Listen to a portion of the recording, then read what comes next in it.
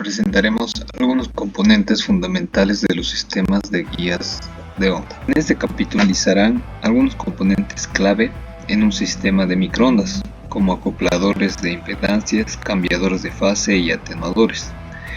Antes de profundizar en estos elementos, se hará una breve revisión comparativa entre cables coaxiales y guías de onda, resaltando sus características y diferencias principales.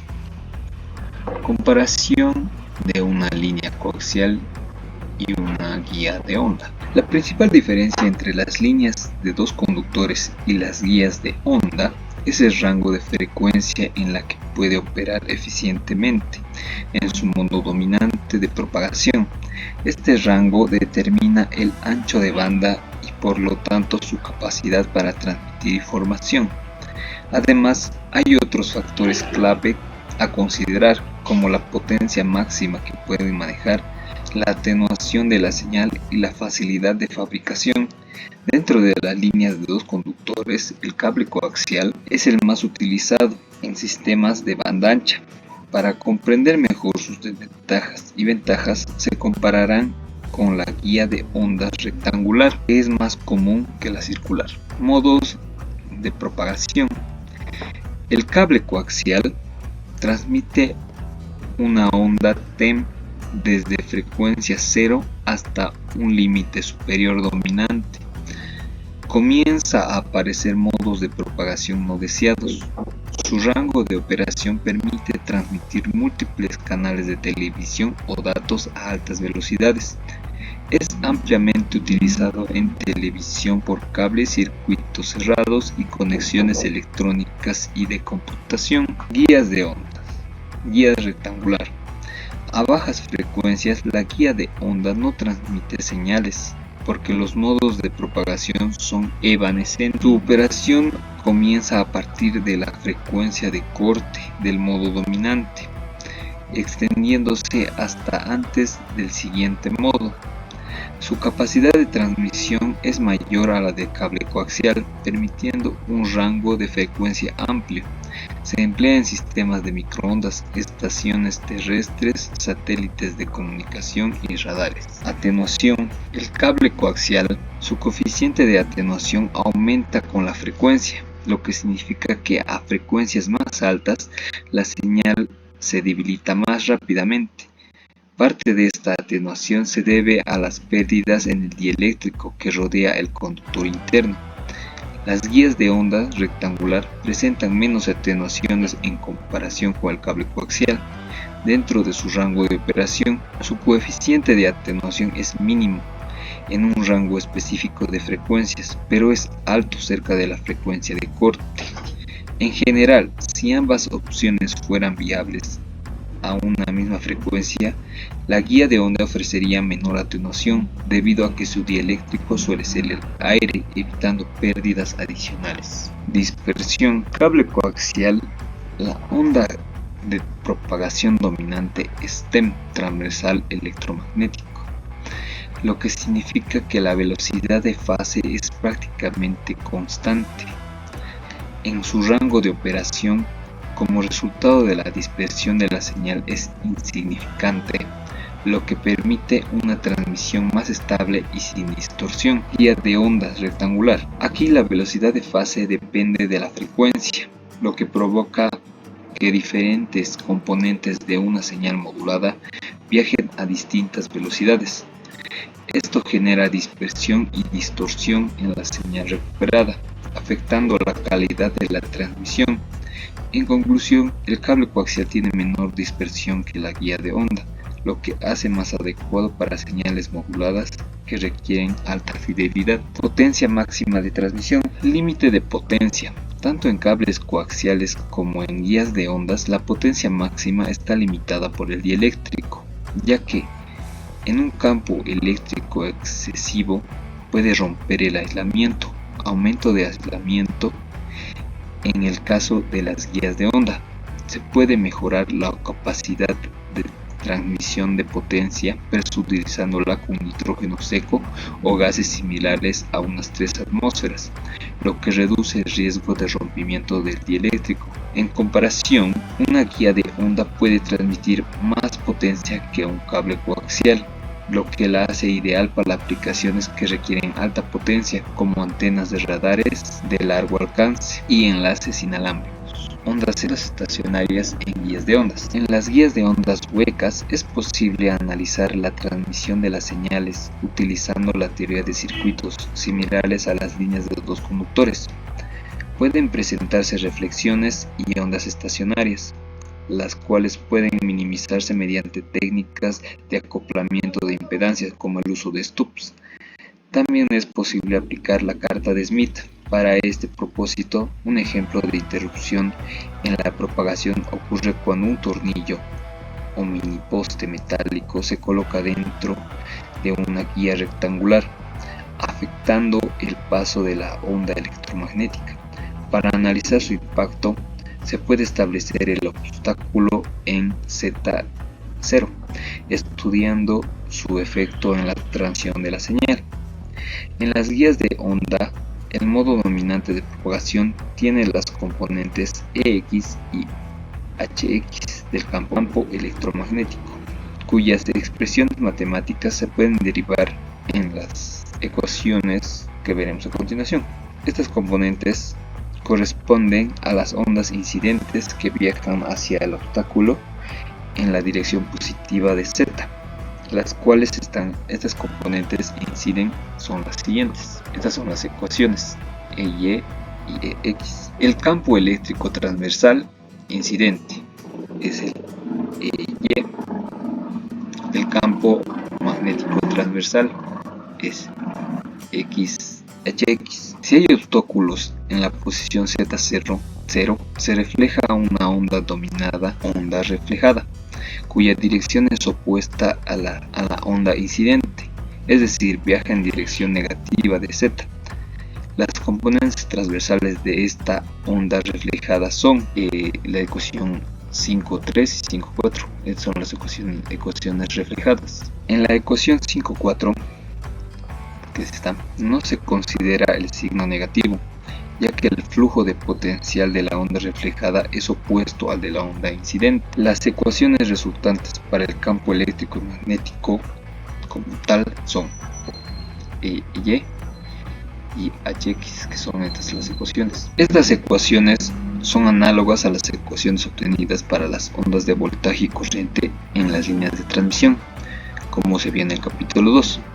Si se considera que el campo eléctrico es equivalente al voltaje y el campo magnético es equivalente a la corriente, la ecuación 5.5 es igual a la ecuación 2.6, 2.29 y la ecuación 5.6 equivalente a la 2.30 del capítulo 2.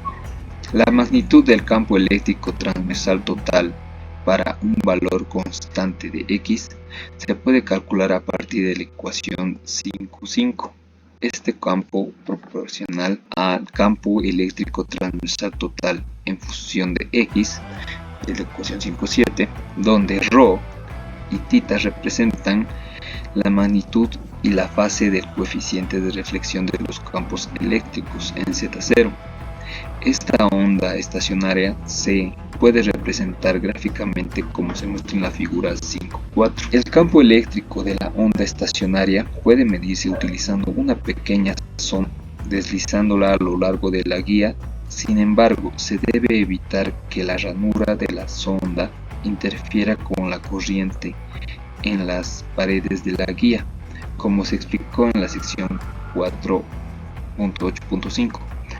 Para esto se selecciona una ranura que no interfiera con la distribución de corrientes en las paredes, por ejemplo, en el centro de la pared superior de la guía. Finalmente, para obtener las mediciones de la relación de onda estacionaria, la ROE, similar a la PSWR en líneas de transmisión, se utiliza la ecuación 5.7 junto con la figura 5.3. Esto permite determinar las posiciones de los valores máximos y mínimos del campo eléctrico de las ondas estacionarias con respecto a la posición del obstáculo, según la ecuación 5.8. figura 5.3. La matriz de dispersión. En esta sección se analizará cómo modelar la transmisión y reflexión de un obstáculo dentro de una guía de onda mediante un sistema de ecuaciones. Para ello se representa el obstáculo como una pequeña caja que introduce una discontinuidad en la guía, figura 5.5. Se definen dos planos de referencia, uno antes y otro después del obstáculo. La onda reflejada hacia la izquierda del plano 1 de magnitud B1 depende de las ondas incidentes A1 y A2 afectadas por los coeficientes S11 y S12. Los parámetros S y J se denominan parámetros de dispersión y permiten describir la relación entre las ondas incidentes y reflejadas en una guía de onda. Las ecuaciones 5.9 y 5.10, que son estas, pueden escribirse en forma matricial, donde la matriz S se conoce como matriz de dispersión. Si la guía de onda está terminada en una carga que no refleja, entonces A2 es igual a 0. La matriz de dispersión puede determinarse experimentalmente midiendo la potencia transportada por cada onda y relacionándola con sus magnitudes. Este método se puede entender a circuitos de n puertos, generando una matriz n por n. Los elementos de la diagonal se representan con coeficientes de reflexión, mientras que los demás son coeficientes de transmisión. Si la red es recíproca, entonces SIJ es igual a SJI. Sin embargo, algunos materiales como la ferrita, debido a sus propiedades magnéticas, no cumple con esta reciprocidad. Para obtener los valores de la matriz, se conecta un generador a uno de los puertos mientras los demás están terminados en cargas acopladas, repitiendo el proceso para cada puerto. La matriz de dispersión es una herramienta clave en el análisis de redes de microondas en cascada, permitiendo diseñar filtros, amplificadores, ecualizadores, entre otros dispositivos. En los filtros, por ejemplo, se utilizan cavidades acopladas por discontinuidades físicas que alteran las líneas de campo, agregando reactancias en paralelo. Estas discontinuidades pueden realizarse mediante diagramas llamados írises o postes de longitudes variables. Su estudio detallado corresponde a un curso avanzado de microondas. Acoplamiento de impedancias. El acoplamiento de impedancias en guías de ondas es similar al proceso en líneas de dos conductores, donde se emplean stubs en paralelo para reducir la ROE o VSWR y acercarla a la unidad. En las guías de ondas, este ajuste se realiza agregando admitancias en paralelo, lo cual se puede lograr mediante diagramas o írises, láminas delgadas que generan una ventana en el interior de la guía, como se ve en la figura 5.6. Son los írises capacitivos y inductivos. Postes o tornillos, elementos metálicos que se insertan en las guías para modificar su impedancia. Estas técnicas permiten optimizar la transmisión minimizando reflexiones y ondas estacionarias dentro de las guías. Las discontinuidades físicas en las guías de ondas deben cumplir las condiciones de frontera electromagnéticas en sus superficies. Aunque la transmisión ocurra en modo dominante T, estas discontinuidades generan modos de propagación superiores, lo que complica el análisis matemático. Sin embargo, estos modos superiores son evanescentes en el modo dominante, es decir, se atenúan rápidamente y solo afectan a la zona cercana a la discontinuidad. Para un análisis más profundo sobre el cálculo de las susceptancias equivalentes de írises y postes, se recomienda consultar el libro de Collins o los artículos técnicos referenciados.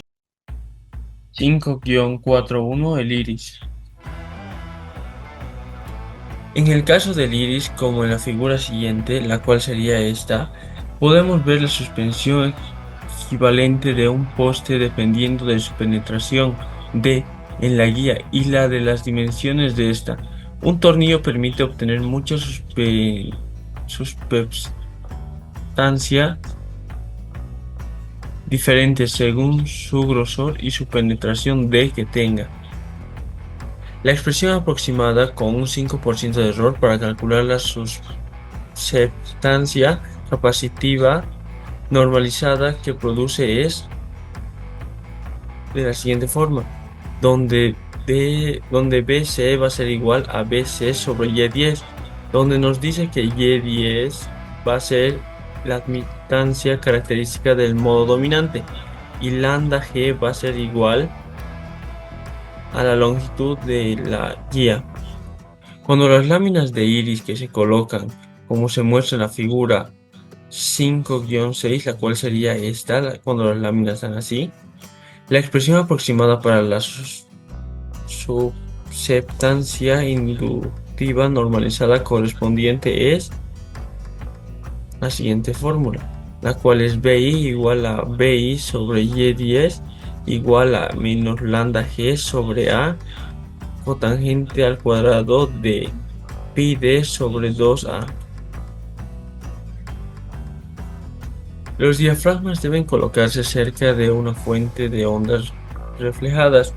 El iris inductivo tiene ventaja sobre el capacitivo en aplicaciones de altas potencias y pueden combinarse con el capacitivo de forma de un iris resonante.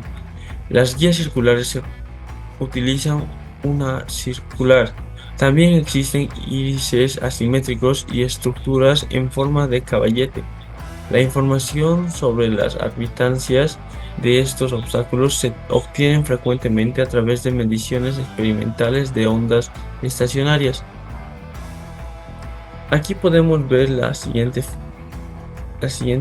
figuras, la cual es el iris resonante, el cual llegaría a ser este, y el iris inductivo, el cual llegaría a ser este. Estas son las geometrías de las ventanas resonantes para la guía de las ondas rectangulares y el iris circular. El poste. El obstáculo de las figuras siguientes, la cual llegaría a ser esta, donde aquí se puede ver la posición de un poste en el interior de una magnitud rectangular. Esta. Y aquí también podemos ver la figura 5-7b, la cual sería el iris inductivo. Es de capacitivo con baja penetración. Al aumentar la altura se alcanza la resonancia D igual a 0.8b. Si se vuelve inductivo, el diámetro del poste es pequeño y su susceptancia se ajusta con un tornillo de penetración variable, como se ve en la figura 5-7b, la cual llegaría a ser esta. Mover el poste de una ranura permite un rango más amplio de sus susceptancias, determinado la reflexión. Aquí podemos guiarnos de la siguiente figura, el sincronizador de un tornillo deslizante para el acoplamiento de las impedancias.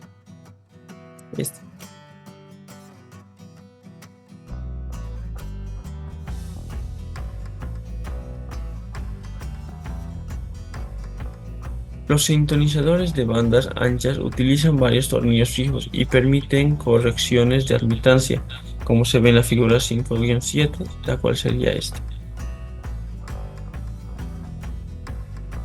Algunos otros componentes y dispositivos de microondas. En esta sección se describen algunos elementos más comunes e importantes para el diseño y la operación del sistema de microondas, como los atenuadores, la T mágica y los cambiadores de fase. Atenuadores. Los atenuadores de señal se utilizan en microondas para reducir la potencia en dispositivos activos, como amplificadores de satélites. Su proporción variable ajusta la atenuación y también se aplican en arreglos de antenas para definir patrones de radiación. Los atenuadores ideal es una red de 2 puertos sin cambios de fase. Y podemos verlo con la siguiente fórmula, la cual nos dice que alfa es el coeficiente de atenuación.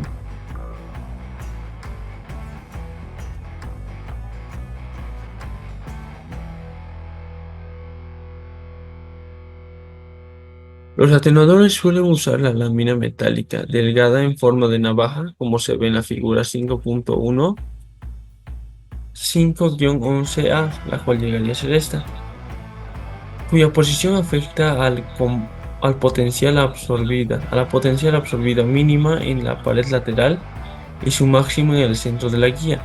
Otra variable utiliza una lámina que se introduce por una ranura, como se ve en la figura 5-11B, la cual llegaría a ser esta, donde la penetración determina la atenuación. Estos atenuadores requieren calibración y no tienen una relación lineal entre posición y atenuación. El atenuador y el de rotación o de precisión, como se ve en la figura 5-12, la cual llegaría a ser esta, de la cual podemos decir que aquí podemos ver el esquema del principio de la operación de un atenuador de rotación. Las secciones van unidas, como se puede ver, desde luego, pero se muestran separadas con fines ilustrativos. La orientación del campo eléctrico y la magnitud relativa de sus componentes en varios puntos de detonación están representados por las flechas sólidas. Y continuando con lo que estaba, es más avanzado, autocalibrable y produce un cambio de fase de al menos 1 grado para atenuaciones de 0 a 40 decibelios, aproximándose a la ecuación 5-15, la cual llegaría a ser esta.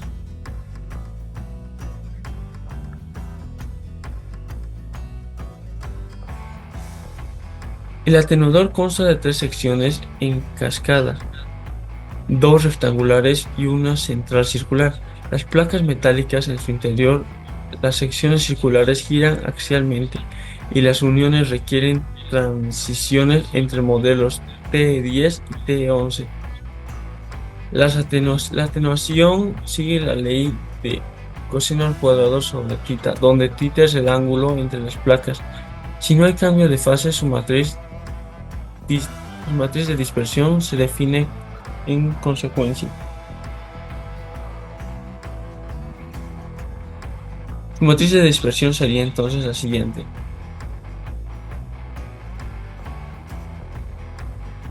La atenuación en campo eléctrico se expresa como 20 logaritmo de coseno al cuadrado sobre θ de θ es igual a 40 logaritmo de seno al cuadrado,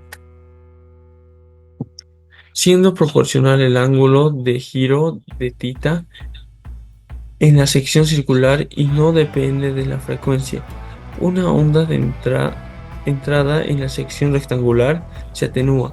Al llegar a la sección circular se descompone en componentes paralelas, E seno de θ, y perpendicular, E coseno de θ.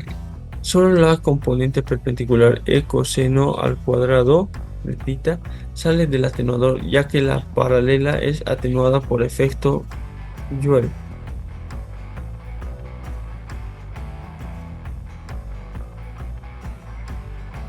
Cambiadores de fase. Un cambiador de fase de un dispositivo que idealmente tiene una función de transferencia con amplitud unitaria, cero atenuación, y la fase variable, misma es que esté controlable mecánico o electrónicamente. Su matriz de dispersión sería entonces la siguiente, de la cual podemos decir que θ es la diferencia de fase entre las señales de entrada y las de salida.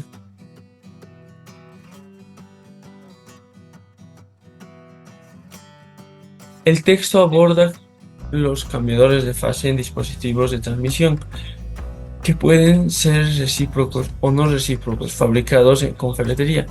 Los cambiadores mecánicos simples, como se ve en la figura 5-11, la cual sería esta, utilizan una barra dieléctrica, permitiendo un desfasamiento máximo en el centro de la guía.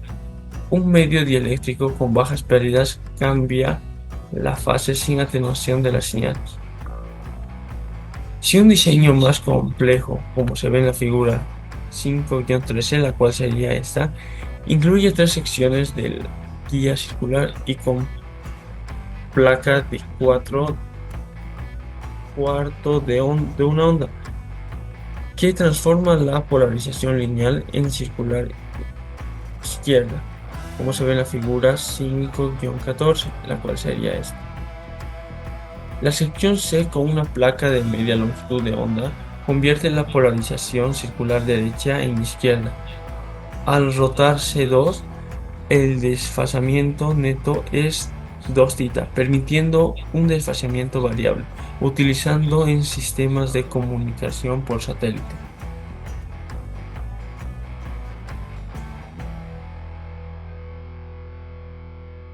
Las reuniones T de microondas son elementos pasivos y recíprocos que se conectan guías de ondas, como se muestra en la figura 5-16, la cual sería esta.